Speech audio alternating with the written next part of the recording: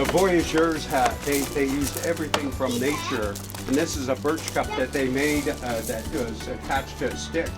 So when they're paddling in the canoe, they couldn't reach over in the big canoe to get a drink of water.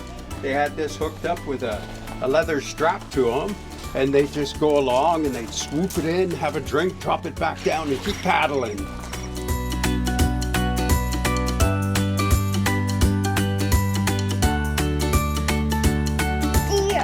No, that's a deer. This is a deer.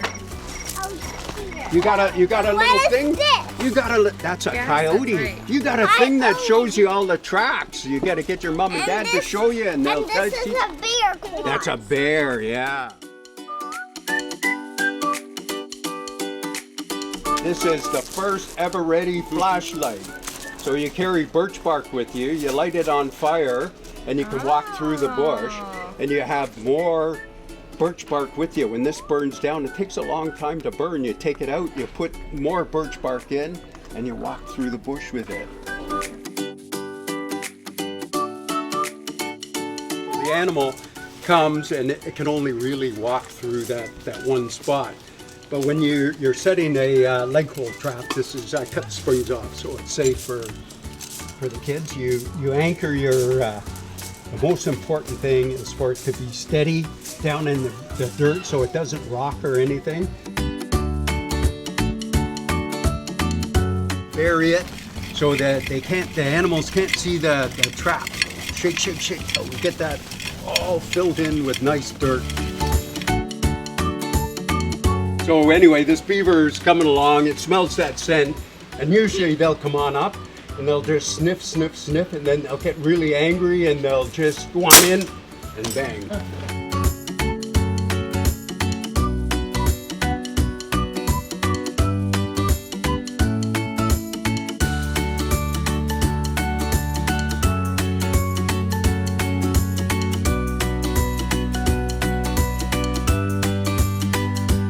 So the biggest things that we like to look at too, especially as Métis, is surviving in the wild, right? Like if you're out there, you're on the trap line, well, what do you need to cook what you're trapping?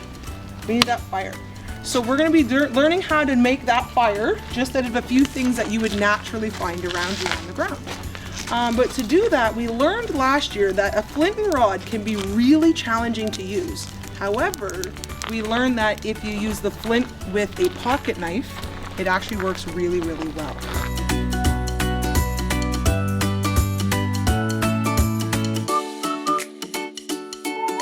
I'm gonna take just some of this. We're gonna try a couple different things. You're gonna have one piece of the, I call it corn hair.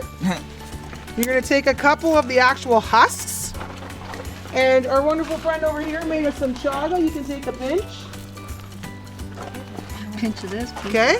And you're gonna try which catches your spark easier. This, or this. I think that. Okay? Now, Derek made a good point that I'm gonna just pretend that this is my flint rod. If you have your flint all the way in it and your knife hits it, you could potentially knock your stuff out of the way. So if you're up here, you have to aim and try to aim your spark to land in your stuff.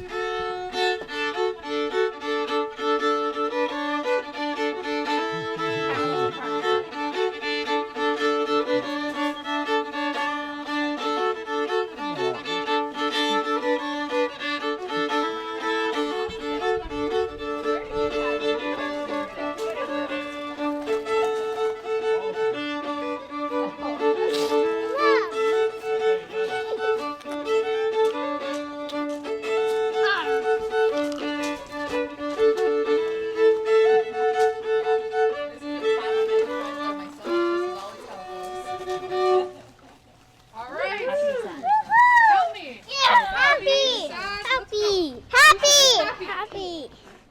All right. Anybody say that sounded sad? ahead. Can you